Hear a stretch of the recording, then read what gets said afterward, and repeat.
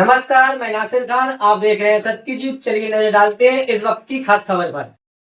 झांसी महारानी लक्ष्मीबाई की प्रतिमा को पार्क में प्रवेश नहीं, गेट पर लटका रहा ताला। झांसी वीरांगना की कर्मभूमि झांसी में आज उस समय अजीबोगरीब स्थिति पैदा हो गई जब महारानी लक्ष्मीबाई के नाम पर बने पार्क में ही उनकी प्रतिमा को प्रवेश नहीं मिल सका।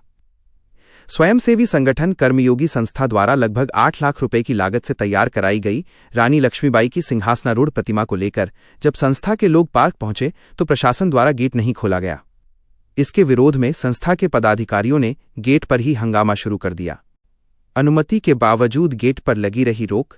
कर्मयोगी संस्थान के अध्यक्ष संतोष गौड़ ने बताया कि प्रतिमा स्थापना के लिए उनके पास शासन से लेकर जिला प्रशासन तक की सभी आवश्यक अनुमतियां मौजूद हैं। योजना के अनुसार इस भव्य प्रतिमा को रानी लक्ष्मीबाई पार्क के भीतर स्थापित किया जाना सुनिश्चित है, लेकिन सोमवार को जब प्रतिमा वाहन के जरिए पार्क के मुख्य द्वार पर पहुंची तो वहां ताला लटका मिला।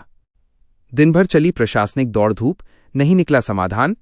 मामले की गंभीरता को देखते हुए नगर निगम के अधिकारी और पुलिस बल भी मौके पर पहुंचा। दिन भर अधिकारियों के आने जाने और बातचीत का दौर चलता रहा, लेकिन शाम तक कोई ठोस नतीजा नहीं निकल सका। अपनी ही कर्मभूमि पर इंतजार करती रहीं वीरांगना। विडंबना ये रही कि जिस वीरांगना के नाम पर यह ऐतिहासिक पार्क बना है, उन्हीं की प्रतिमा शाम 5 बजे तक पार्क के बंद दरवाजे के बाहर खड़ी रही।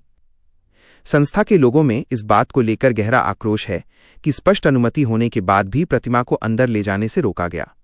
फिलहाल शाम तक गेट पर ताला लटका रहा और समाधान की प्रतीक्षा की जाती रही।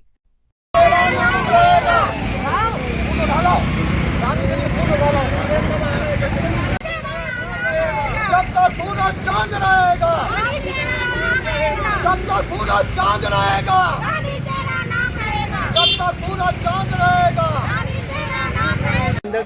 भाई साहब आपका नहीं, अगर वो हमसे रिक्वेस्ट कर देंगे हम रुक जाएंगे। वो हम रिक्वेस्ट कर देंगे हम रुक जाएंगे। भाई हम लोग आप कर लें सर, कोई आ जाए जिम्मेदार आदमी, अपनी बात हो जाए। जी हम सारे इधर साल से धक्का खा रहे, कहीं बाहर मंत्री दुनिया भर के पास जा रहे हैं सर। अपने अब हमारी स्थिति बहुत बुरी हो गई सर। हमारे पास अब कुछ भी स्थिति नहीं है सर। हमारे पास कुछ भी स्थिति नहीं, ना हमारे पास कोई आय के साधन है, ना आय के घर परिवार के सब पत्नी के बेच आया हूँ अपनी मोल्टी सबती सदर बाजार में, दीपरी बाजार में, बालेश्वर आभूषण वाले को सब बेच आए। अपने हाथ के गले के सब वही बेच आए, तब हम जो मूर्ति ला पाए कि सब उनके घर की ज्वेलरी सब बेच आए सर, तब हम जो मूर्ति ला पाए। हम ऐसे पैसे हम ले आए, हमने अपने में बहुत मेहनत से पैसा लाए अपने।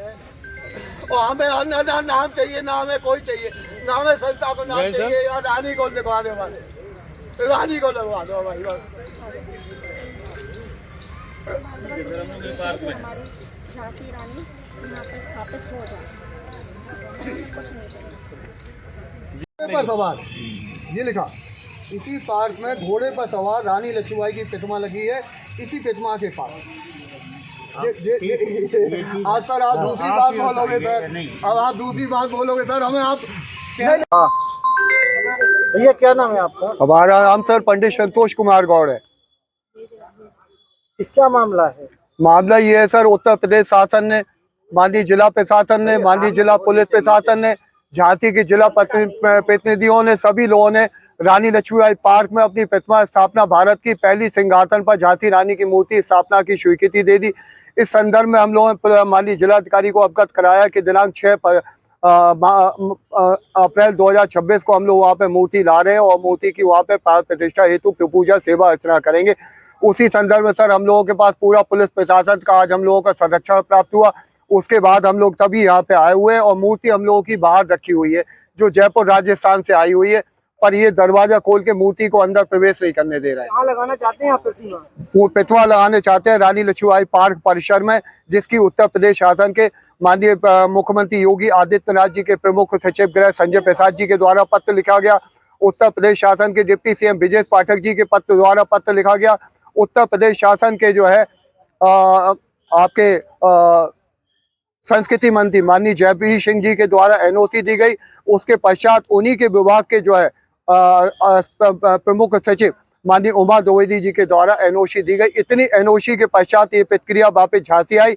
इस पर माननीय जिलाधिकारी, माननीय वरिष्ठ पुलिस अधीक्षक, माननीय एडीएम, माननीय सिटी मजिस्ट्रेट माननीय सीओ सर, माननीय नवाब सर, माननीय चौकी प्रभारी सभी ने हमें अपना सहयोग प्रदान किया। और आज क्या है कि नगर निगम के द्वारा ये गेट नहीं खोला जा रहा है, इससे मूर्ति नहीं आ पा रही है।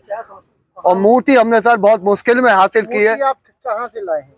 मूर्ति हम जयपुर से लाए हैं और इसके लिए हमारे पास कोई पैसा नहीं। हमने किसी से मूर्ति 8 लाख रुपए आई, हमारे पास पैसा नहीं था, तो हमने अपनी पत्नी के जो है कान के थे, उनके हाथ की चूड़ियां थी, गले की थी, तो हमने सब जो है सीपरी बाजार में बालेश्वर आभूषण मंदिर है अत्रि चौराहे पर, उनको सब बेच दी हमने। और तब हम जो मूर्ति लेके आए हैं। अब कौन नहीं लगने दे रहा? अब जे हमसे अभी नगर निगम के कुछ चौकीदार खड़े हुए थे, वो दरवाजा नहीं खोलना है। इससे पहले भी क्या विवाद हुआ था? इससे पहले 27 तारीख को माननीय प्रशासन ने, माननीय पुलिस प्रशासन ने कहा कि आप मूर्ति आप नहीं लगाओ, तो हमने वो आदेशों का पूर्ण तरह से जो संवैधानिक है, क्योंकि मैं बताता चलूं, कर्मयोगी संस्था के जो संरक्षक है माननीय रवि राजावत जी, वो माननीय सुप्रीम कोर्ट से हम लोग उन्हीं के निर्देशन में कार्य करते हैं। और मैं सुप्रीम कोर्ट से भी जो है सम्मानित हूँ। भारत सरकार ये मूर्ति यहाँ नहीं लगेगी तो आप ये मूर्ति लेके कहाँ जाएंगे? मूर्ति वापस ले जाने का हमारे पास कोई और विकल्प है ही नहीं है। मूर्ति कहाँ जाएगी, कोई विकल्प नहीं है। मूर्तिकार को जो हमने पैसा देना था, वो मूर्तिकार को पूरा हम लोगों ने भुगतान कर दिया। मूर्ति का बाकी जो लोडिंग अनलोडिंग थी, वो सारा हम लोगों ने भुगतान कर चुके हैं। हम लोगों के पास अब कोई विकल्प नहीं रह गया कि हम लोग क्या करें और क्या नहीं करें। अगर ये मूर्ति नहीं अंदर लाने दी जाती है तो आगे आप क्या करें? हम लोग तो जो भी जो है, ये सभी माननीय गण जो खड़े हुए हैं, जो हमें जो आदेश करेंगे, जो भी ये आदेश करेंगे, हम लोग उन्हीं के अनुपालन में काम करेंगे। क्योंकि संस्था 2018 से माननीय मुख्यमंत्री जी के प्रमुख सचिव गृह संजय प्रसाद जी के नेतृत्व में काम कर रही। संजय प्रसाद जी के नेतृत्व में ही हम लोग सारे काम करते हैं। वो जिस प्रकार की हम लोगों की गाइडलाइन देते, वो और माननीय सर्वोच्च न्यायालय के संरक्षक जो कर्मयोगी संस्था के, हम लोग उसी के नेतृत्व में काम करते हैं। संविधान सर्वोपरि है, तो वो